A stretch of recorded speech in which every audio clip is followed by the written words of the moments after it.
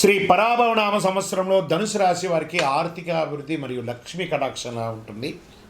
పరిహారాలు ఏమైనా ఉన్నాయంటే కొన్ని ఆర్థిక ఒడిదుడుకులు కనిపించే అవకాశాలు చాలా ఉన్నాయి. ఈ సంవత్సరం జాగ్రత్తగా ఉండాల్సిందే. శని గోచార కారణంగా ఖర్చులు పెరగవచ్చు.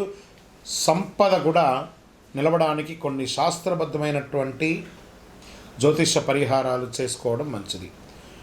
గురుగ్రహ శక్తి పెంచే పరిహారం. ధనుసు రాశి అధిపతి గురు బృహస్పతి. చేయవలసిన పరిహారం ప్రతి గురువారం గురు పూజ, దత్తాత్రేయ ఆరాధన, పసుపు పుష్పంతో అర్చన, ఓం శ్రీ గురవే నమః లేదా ఓం శ్రీ బృహస్పతయే నమః అనే మంత్రాన్ని 108 సార్లు జపం చేసుకుంటే మంచి ఫలితాన్ని పొందుతారు. అదృష్టం పెరుగుతుంది, ఆర్థిక అవకాశాలు పెరుగుతాయి. మరి లక్ష్మీ కటాక్షం కోసం చేయవలసిన పరిహారాలు ప్రతి శుక్రవారం మహాలక్ష్మి పూజ, పసుపు కుంకుమ అర్చన, దుర్గా సప్తసతి పారాయణం చేసుకుంటే మంచిది. దీనివల్ల సంపద పెరుగుతుంది. కనకదార స్తోత్ర పారాయణం చేస్తే ఇంకా కుటుంబంలో ఐశ్వర్యం పెరుగుతుంది. దీపారాధన చేయాలి.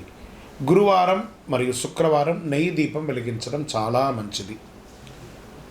దీనివల్ల ఆర్థిక అడ్డంకులు తొలగుతాయి, శుభయోగం కలుగుతుంది. దానం చేయవలసినటువంటిది పేదలకు ఆహారం ఇవ్వడం, విద్యార్థులకి పుస్తకం ఇవ్వడం, గోపూజ చేయడం, గోదానం చేయడం. దీనివల్ల వచ్చే ఫలితం పుణ్యం పెరుగుతుంది, ధనయోగం పెరుగుతుంది. ఈ సంవత్సరం చేయవలసిన ప్రత్యేకంగా జపించవలసినటువంటి మంత్రాలు ఏమైనా ఉన్నాయి అంటే ధనుసు రాశి వారికి శని భగవానుడు బాలేదు కాబట్టి అర్ధాష్టమ శని అవుతుంది కాబట్టి 19,000 సార్లు శని జపం చేసుకోవాలి. నవగ్రహ ఆరాధన చేసుకోవాలి తప్పకుండా. శ్రీ మహాలక్ష్మి నమః మంత్రాన్ని జపం చేసుకోవాలి. దీనివల్ల ధన ప్రవాహం పెరిగే అవకాశాలు ఉన్నాయి. పెట్టుబడులు ఆలోచించి పెట్టాలి. అనవసర ఖర్చులు తగ్గించుకోవాలి. గురు అనుగ్రహం మరియు లక్ష్మీ కటాక్షం ఉంటే ధనుసు రాశి వారికి ఈ పరాభవనామ సంవత్సరంలో ఆర్థిక అభివృద్ధి అయ్యే అవకాశాలు మెండుగా కనబడుతున్నాయి.